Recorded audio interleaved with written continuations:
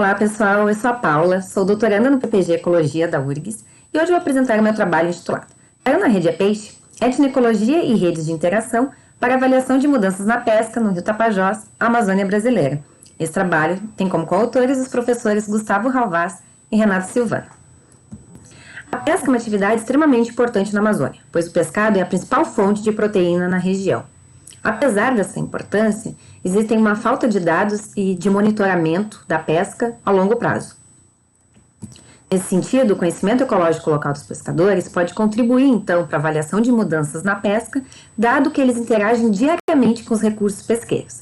A partir disso, então, é possível a construção de redes de interação entre os pescadores e o pescado e também para entender, então, essas mudanças que estão ocorrendo. Esse exemplo que eu trouxe é do ambiente marinho. Baseado nisso, o objetivo do trabalho foi, então, elaborar redes de interações e calcular métricas a partir de dados obtidos de entrevistas com os pescadores para avaliar mudanças temporais na utilização dos recursos pesqueiros, comparando dados, então, de quando os pescadores iniciaram suas atividades no passado e dados da pesca atual no Rio Tapajós. E o estudo foi realizado, então, em 27 comunidades do Rio Tapajós, foram entrevistados 311 pescadores com auxílio de questionário do tipo semi-estruturado. A partir disso, então, calculamos métricas como conectância, alinhamento e modularidade, e os dados que utilizamos foram do tipo binário, ou seja, consideramos a presença ou ausência das interações. As redes, elas podem ter vários tipos de conformação, de estrutura. As redes alinhadas, geralmente, as espécies que interagem com menor número de espécies, elas são um subconjunto daquelas que interagem com maior número de espécies. Em redes do tipo modular, geralmente as espécies elas interagem principalmente dentro de um subgrupo e menos entre os grupos. Logo, essas redes elas tendem a ser mais resilientes a pressões e perturbações.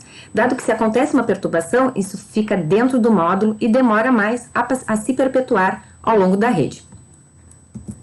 E o que nós encontramos? A rede do passado, então, ela é uma rede mais modular e menos aninhada, e os pescadores relataram que no início de suas carreiras, eles pescavam em média 42 espécies ou grupos de espécies. A rede atual, então, ela é uma rede menos modular e apresenta maior valor de aninhamento. E os pescadores disseram que atualmente eles pescam em média 38 espécies ou grupos de espécies. E, bom, o que isso tem de implicação, Quer dizer, então, que a rede atual ela é uma rede menos resiliente, pois redes antagonistas que apresentam estruturas do tipo mais aninhada, elas podem ser consideradas mais frágeis. No caso de uma perturbação, por exemplo, de uma pressão de pesca maior, o impacto tende a se espalhar mais, essa pressão tende a se espalhar mais rapidamente entre as espécies, e afetando não só a estrutura da rede, como as interações tróficas também dos organismos. Já a rede do passado, ela pode ser considerada, então, uma rede mais resistente e mais robusta, dado que, devido a essa estrutura modular, o impacto, caso ocorressem impactos, o impacto teria ficado dentro daquele módulo e demoraria mais a se espalhar ao longo da rede.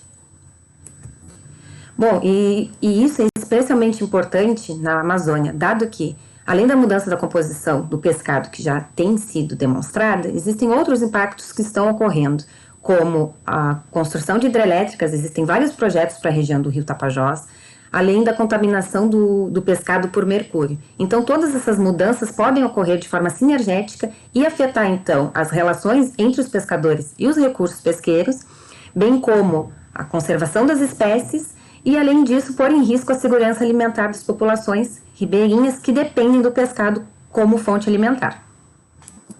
Bom, então, podemos concluir que, a partir do conhecimento ecológico local, nós podemos detectar mudanças no uso dos recursos pesqueiros. Isso pode ser aplicado em outras regiões, assim como a Amazônia, que carece de dados de monitoramento de pesca.